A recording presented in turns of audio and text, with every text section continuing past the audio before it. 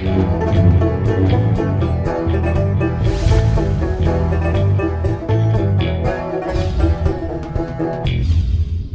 I'm the DeadwoodJedi. This is another Raid Shadow Legends video. It is day 87 on the free-to-play, and today we actually have a fair amount to talk about. There's two really big things happening today that is important for everybody. I don't care if you care about my free-to-play or not.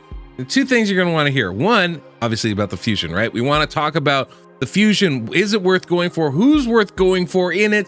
What should we pursue with it, right? Both as my free-to-play and my main account. We can touch on both those things. And the second thing is Live Arena is live in the game, and that's a really cool thing. But there's going to be some important things you guys need to know so you don't break your freaking teams. This is like the number one most important thing to kind of be aware of here when it comes to this. It's actually kind of huge, and so everybody kind of needs to pay attention. So let's start with that most important point: why Live Arena is going to destroy your teams. If you enjoyed today's video, don't forget to subscribe and hit that notification bell so you don't miss the next one.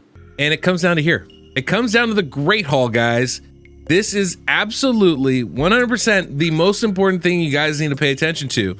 You guys are going to, I know you're going to do this. I'm going to do this. You're going to do this. We're all going to do this. We're going to be like, ooh, more speed in my clan boss team. Yay.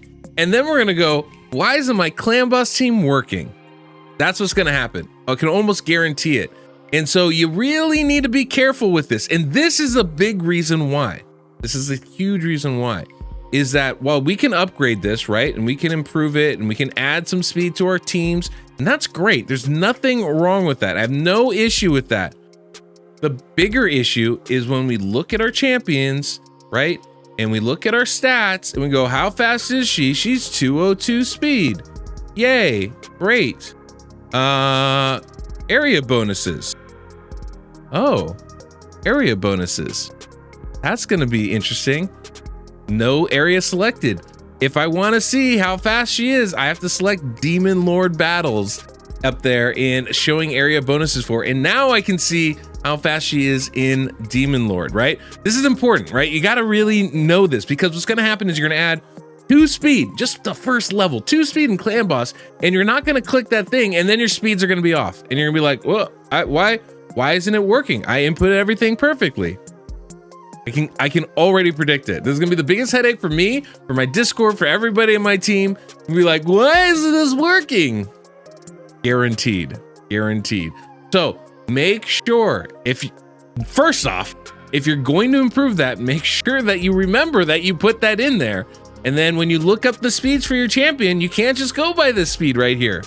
You have to go over here and go, what is it in Demon Lord battle, right? And figure that out and put that in. This is like easily the most important thing you guys can remember. Please remember, this is such a crucial thing. It's gonna mess up your clan boss teams, guaranteed. It might even mess up your dungeon teams, your Hydra teams. Like, you gotta be very careful with that. And it's not to say you shouldn't improve it. 100% you should improve it. Speed is great. Speed is everything in this game. So if you can make your champions faster generally, that's gonna be an amazing idea. But be aware, that's going to affect how they function in those areas.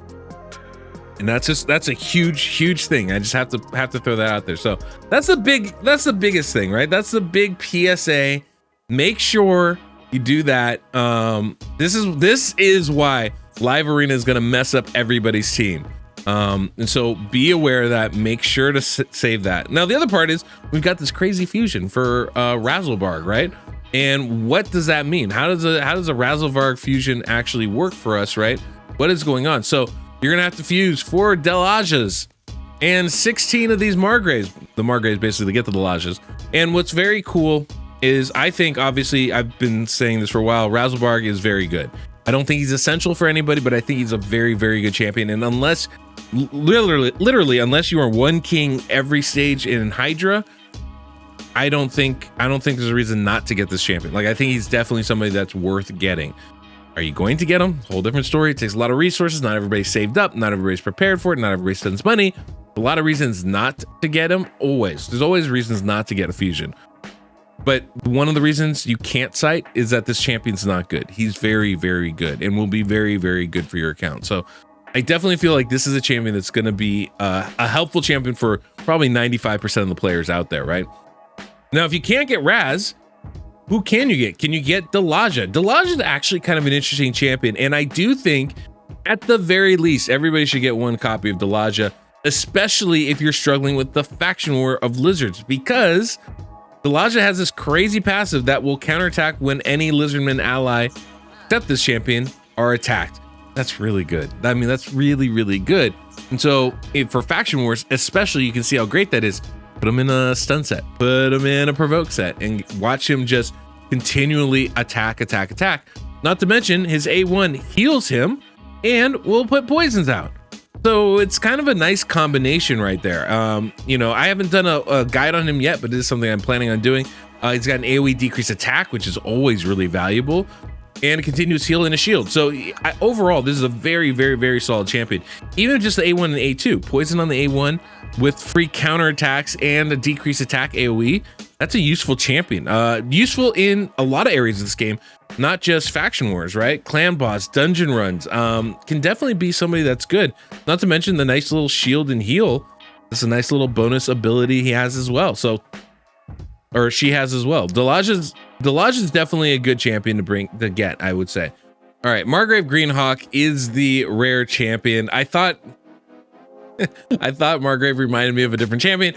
Clearly, I was mistaken because that champion just doesn't exist in this game. Reminded me of somebody in my own brain. Anyway, Margaret's kind of an interesting champion and I think has a lot to offer, especially for a rare champion. So I would recommend trying to get a copy if you can. Kind of an interesting kit, right? Healing on the A1, solid, nothing wrong with that. Triple attack with I think it books up to 70% chance of placing a provoke on each hit on that A2. That's not a bad ability, especially for a rare champion, and puts reflect damage on him. So this is a nice little combination there. Books a 3-turn cooldown.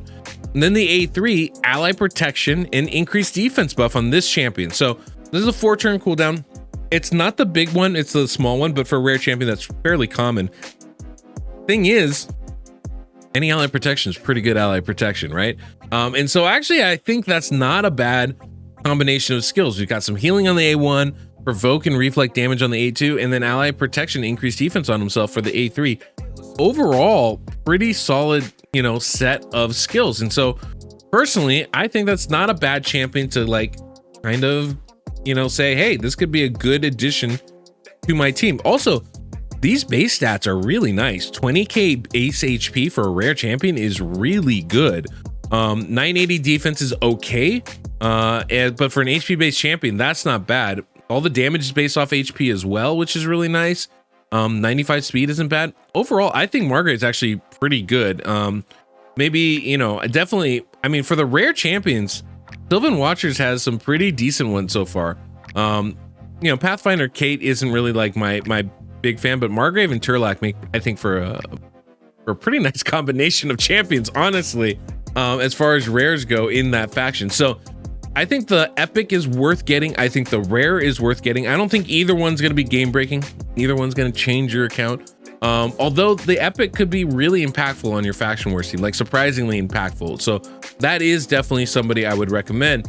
But this fusion looks better than the last one. Thank goodness. You can skip something here, but not a lot, guys. And this is one of those things where you got to kind of figure out, you know, this is one of the reasons why I said I was going to pass on my free to play. But there's an argument to say that maybe I could even do this on my free to play. And the reason why is that we're going to be able to get a chance to get Delaja. So if I have enough shards, and we're growing, I think I have like 5 secrets now, so we're growing. I don't know if it's enough, but we're growing. If you can get Delaja from the summon rush, you can actually get her straight out. So if you pull enough shards, get enough points, you can actually get a copy of the epic. This is something they used to do all the time. They stopped doing it. I'm glad they're bringing it back. So you can get a copy of the epic and still make the fusion, and that would be obviously the ideal. But for somebody like me in my free to play, I'm gonna have to make some choices here, right? So I'm gonna be looking very closely at that summon rush, and I'm gonna be trying to evaluate, can I get Delaja in that summon rush? Because if I can do that, that means I can skip some of the other requirements along the way, right? Basically, I'm skipping for the Margaret fusions, right? So that's actually really nice. That means I could skip the champion chase as a result, which would be really good. And I can then, focus on a couple of other things if I wanted to, right? Or leave a couple of things off if I need to, like a champion training tournament or something like that. Something that I'm probably not going to be able to get. So kind of cool, kind of good. Obviously, these requirements keep getting higher and higher. I would imagine the requirement to get Delaja is going to be way out of my range of ability, but it's something I'm going to be paying attention to, because if there's a remote chance that I can, that's definitely something I'm going to want to heavily consider. I think Razzlevarg would be amazing for my account. Even with Elva already on the team, I probably wouldn't even bring Razzlevarg into my clan boss team. I would just get him for other content. When we're trying to push the dungeon levels higher, Razzlevarg's going to be great. Trying to push Hydra, we're on the road to Hydra. Razzlevarg is going to be amazing for that. So definitely, this is something I want to be able to do if I can. And I'm going to look very, very closely at whether I'm going to be able to do that or not. My guess is still probably not as a free-to-play, and I'm probably going to focus on getting the epic and the rare. Maybe a couple copies of each if possible would be ideal, but that's probably going to be where my focus is.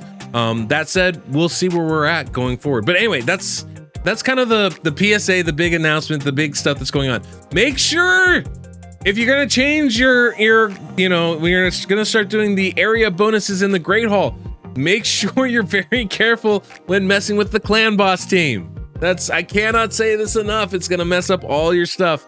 And then obviously, the other part of that is going to be, this fusion. If you're not getting Razzlevarg, definitely get the epic, definitely get the rare. I think both of those champions are going to be helpful for you.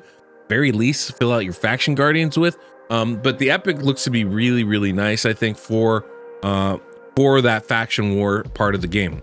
Okay, and everything else, definitely really good for the faction war part, for sure.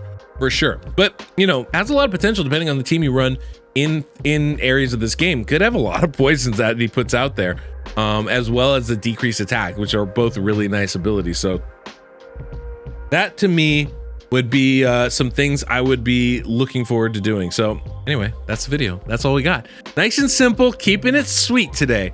I'm gonna go enjoy my coffee, maybe get a little breakfast, and thanks guys for stopping by and watching. And we'll be back pretty soon. It's almost day 90 on the free-to-play, which is pretty crazy. So we're gonna have to have a 3-month review of the account here pretty soon. I'll have to get Lady H back on too to talk about her team and see how she's doing, if she's still doing it. I think she's still doing it, but I'm gonna get a feel for how she's enjoying the game. Anyway, guys, thank you so much for stopping by and watching. Don't forget to subscribe. Until next we meet, I'm the Deadwood Jedi.